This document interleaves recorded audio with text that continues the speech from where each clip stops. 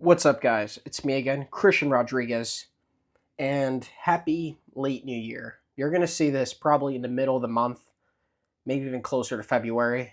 So I filmed this a little closer to New Year's. So happy New Year's or happy end of January, whatever it is. Happy Martin Luther King Day, whatever day you see this, right? But I'm going to talk about the 5 things that you need to focus on for 2026 to help achieve your goals and your New Year's resolutions, right? And this is more general. This is not you don't have to say, "Oh, this is not for fitness. This is fitness focused. This is business focused, career focused." Just put in just plug it in to what you are working on, right? Because this is more of a general, this is something that works for whatever you're working towards, right? So the first thing that you need to focus on, right, is having a growth mindset over a fixed mindset, right? And if you see my last video, I used the example of, right, two people in the same exact situation, right? So say one, he's focused, he came from a poor family, right? He wasn't born rich. His genetics aren't great. Like maybe he sees himself as a victim, and he thinks like his genetics are what's going to keep him what he is because he was born that way, and nothing's going to change, right? Because he believes it, right? And this equals a fixed mindset, right? This equals like a fixed mindset that it stays where it is. His mindset is what keeps him mediocre. It keeps him average, right? So if you assume that the way you were born, the way you grew up, and who you are, like won't change, it's 100% a fixed mindset. It's going to keep you where you are, right? So now let's talk about person two. Person two, they came from the same situation, the same background, right? Maybe he says, I came from a poor family. But I have the opportunity to change it, right? I came from a poor family. I have the opportunity to change it. I can be the first person in my family who's physically in shape, right? I I don't know anything about business, but I can learn from each failure, right? And other positive growth mindset things, right? This is someone with a growth mindset. This is someone that you want to be. This is the person that you want to become, right? So obviously guy 2, he sees the positive within the negative situations, right? Both like come from the similar backgrounds. Both of them, you know, maybe they didn't come from the greatest backgrounds, but guy 2 sees the positive of coming from the negatives, right? He sees the positive from the negatives. He sees the lessons behind it, right? And that's someone with a growth mindset, right? If I had to bet on one person to become successful, I would bet on guy 2. I would bet on the second person, right? Who would you bet on? 100%. So the point is, don't have a fixed mindset, because a fixed mindset is a loser's mindset. So my next point, right? The next thing you have to focus on for 2026 is to be consistent. I know it sounds cliche. So just before you click off the video, just hear me out, right? So I'm not trying to. I said cliche. I said be consistent because I'm not trying to invent something new. I'm not trying to make it sound fancy. I'm trying to. I want to tell you guys stuff that actually works, not stuff that sounds cool for the internet for more clicks. I want stuff that actually will make your life better. Stuff that makes it easier for you to grow, right? And easier for you to achieve your goals, right? So even if you don't feel like doing something, right? Like me for the past fucking week, probably even longer, there's I've had many days that I do not want to do stuff. I don't want to bother with business stuff. I don't want to read. I don't want to study French. I don't want to do client work. I don't want to do outreach. I'm sick of outreach, right? There's a bunch of stuff I don't want to do. I don't want to look at my financial statements. I don't want to do any of that stuff, right? And of course, I dread it some days. But even the days that I don't want to do it, even on those low input days that I have low energy, maybe I'm not as optimistic as I usually am, I find a way to do it. And maybe I won't do the entire maybe I won't just grind for 12 hours a day, right? Because this is another point that I wanted to get into this one is I don't think it's the best. Like maybe I'm challenging a little bit of this advice, but I don't think it's the best thing to tell someone to just grind and just do it for 12 hours a day, right? Because that's not sustainable, right? That's not sustainable unless you have like momentum and you can't stop yourself from doing it. If you don't have momentum, it's not sustainable to do that, right? It's very specific. So that's why even on those low energy days, right? The thing that you should focus on is doing very little of it, right? Just to keep consistency going. If you usually do a full 2 hour workout, maybe cut it down to 1 hour. If you usually, even if that's too hard, do 10 push-ups. I know it's small, but that keeps you consistent with the fitness. Do 10 push-ups, do 10 squats, call it a day, right? Do do a smaller version of that, right?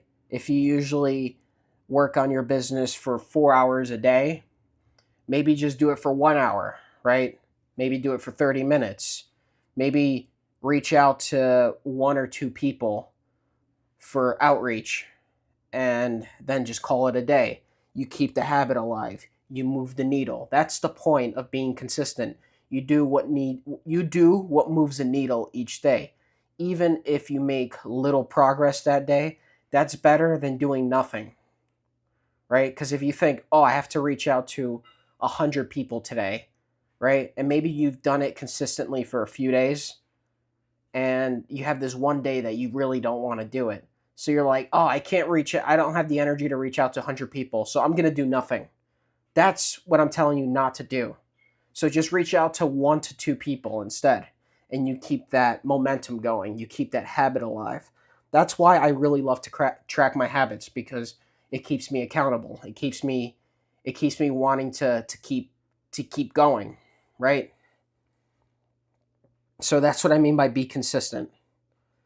And the third thing, right, is to be as selfish as possible, right? And of course, please, when I say this, I mean within reason, right? If you're married, you have kids, then you don't have the ability to be as selfish as me, as someone like me, right? Who's single, doesn't have kids yet. And when I say be selfish, I'm not telling you to be a douchebag to people. That's not what I'm telling you to be. So I just want to get those out of the way before I get into this point. I'm not telling you to be a douchebag. I'm not telling you to abandon your family, abandon your kids, abandon uh, your wife, your girlfriend, whoever you're with. I'm not telling you to do that. I'm not telling you to do any of those things. What I am telling you to do is to think of yourself, right? And what benefits you first, right? So if you have your goals, right? If your goals is to reach 6 figures, right? To become successful, right? If your goals are to become a successful entrepreneur, then you're going to be taking actions towards those goals. And the thing is, those actions are going to conflict with other people's priorities, right? And this could be priorities from your friends, from your family, right? And that's the thing. It's going to naturally going to conflict, and that's when you have to choose to be selfish, and it's strategically selfish. That's really what I'm telling you. So, say I'll give you an example. Say you want to work on your side hustle Friday and Saturday night, right? While also hitting the gym Saturday and Sunday morning, right? But your friends want you to go out with them Friday and Saturday night. But you can't really do that. It's not going to work. It's a natural conflict, right? Because you don't want to drink. If you drink and you go out, you're going to stay out too late. You're probably going to get home late. You're probably going to be drinking. You're going to be hungover, so you're not going to have the energy to go to the gym the next day. So obviously, you're going to say no to going to the gym. And if anyone tries to guilt you for doing it, you just outright just say, no, I'm not interested. And you focus on your goals. That's what I mean by being selfish. Stuff like that. That's an example of it. So you have to be completely fine with saying no, right? If a request from someone else naturally conflicts with who you're becoming, on what goals you're working on, right? Or what's better for you. So the first thing, right, when you say no to someone, first of all, it's naturally going to filter out the wrong people anyway, because I promise you, right, many people will take offense to you saying no. That's something that I've learned recently. When you straight up tell people no with no explanation, you don't try to make it an excuse. You just say, "Oh, I don't want to do that. I'm not prioritizing that right now. I'm busy." Right? You tell people this, people will take offense, and you have to be aware that you're being selfish towards your own goals and your own energy, right?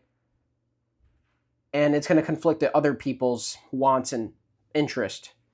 And the thing is, they're being selfish too. At the end of the day, they're being selfish because they want someone to have fun with, to drink with.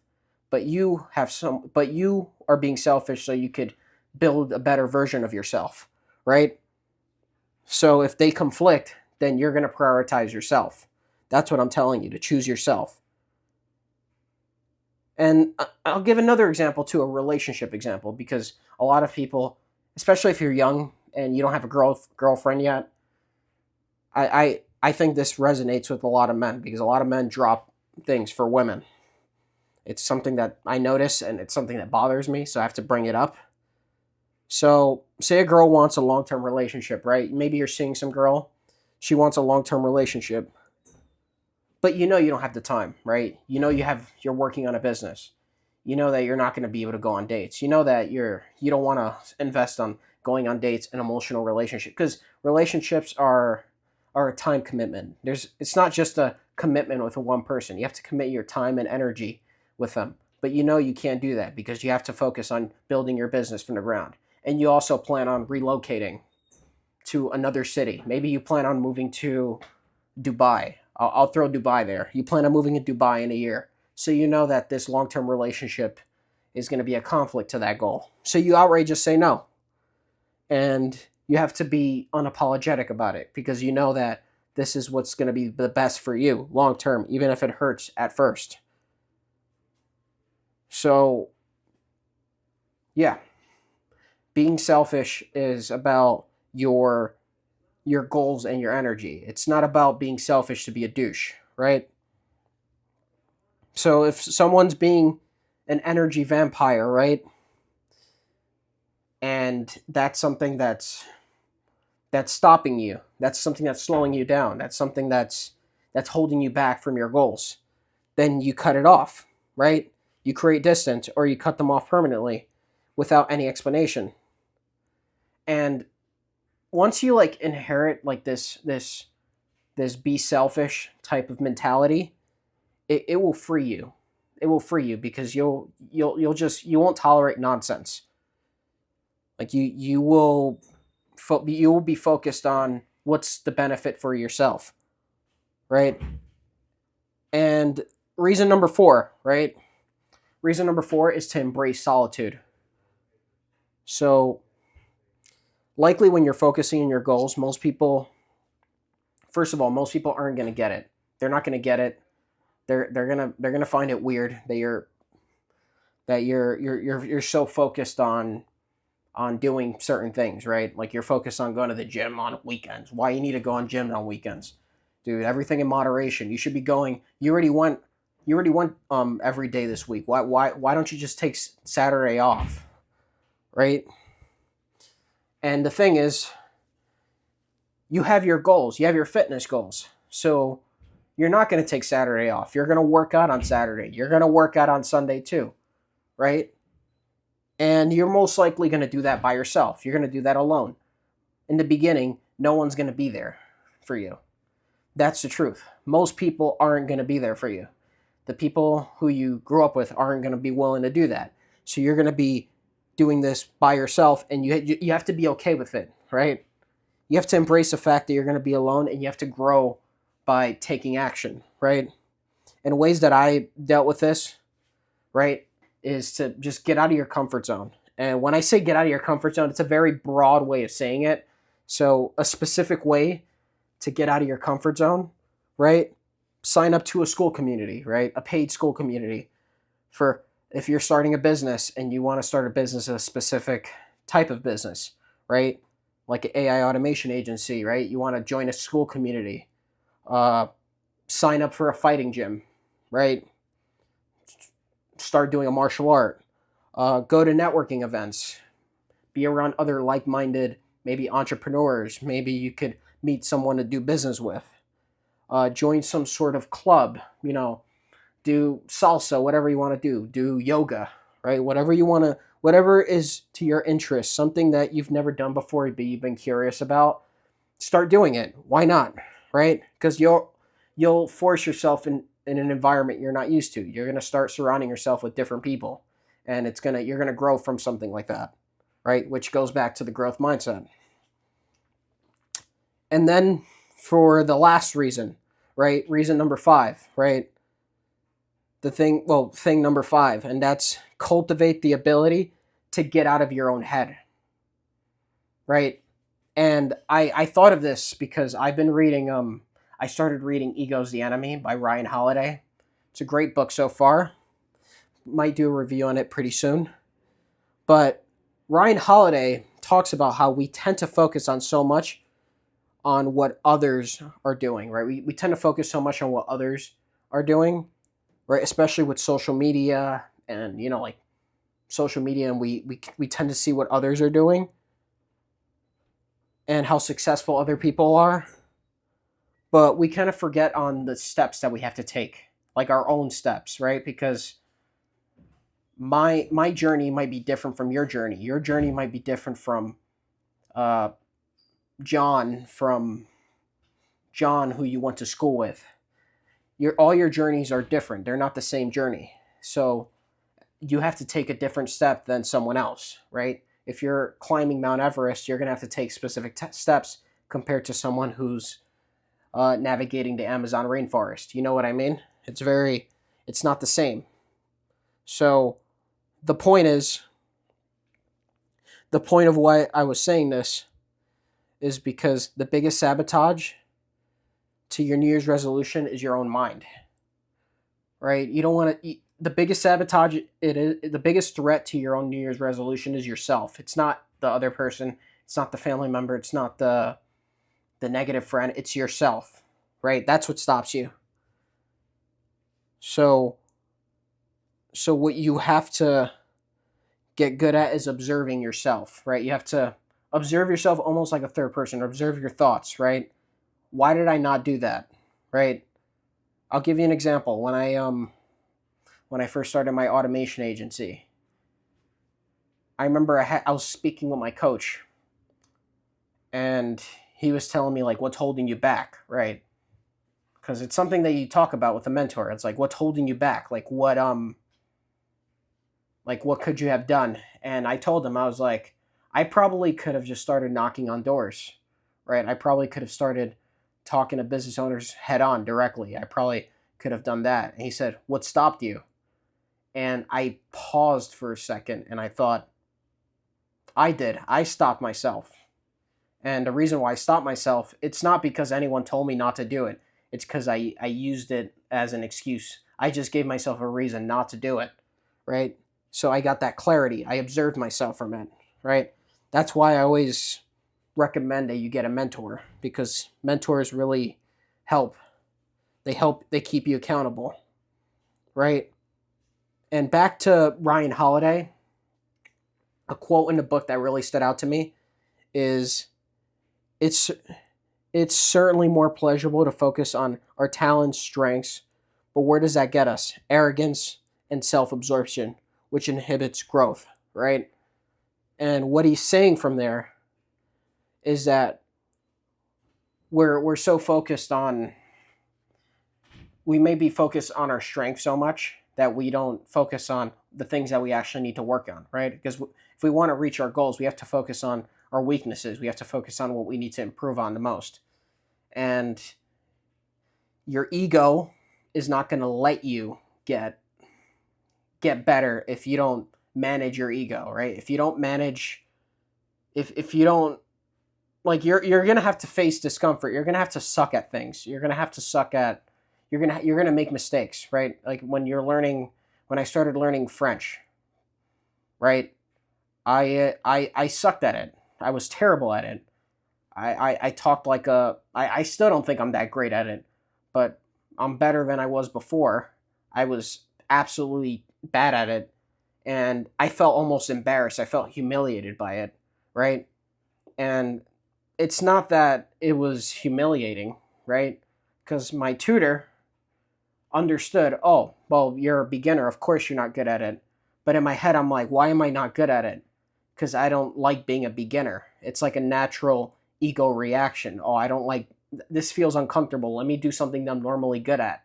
And that's what sabotages you.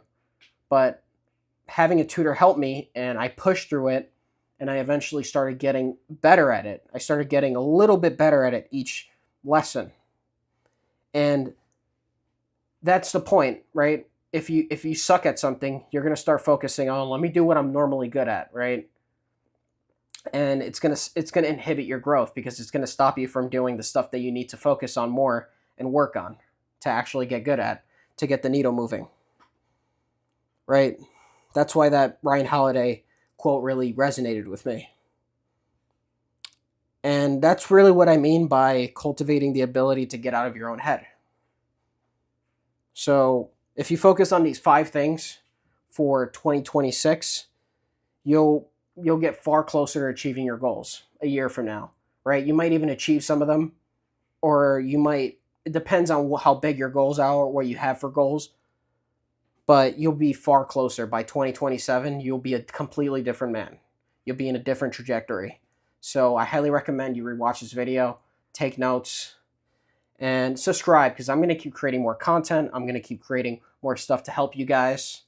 And I hope you guys enjoyed my content. Leave a comment below. Let me know what you guys think. What are you guys working on? And take care.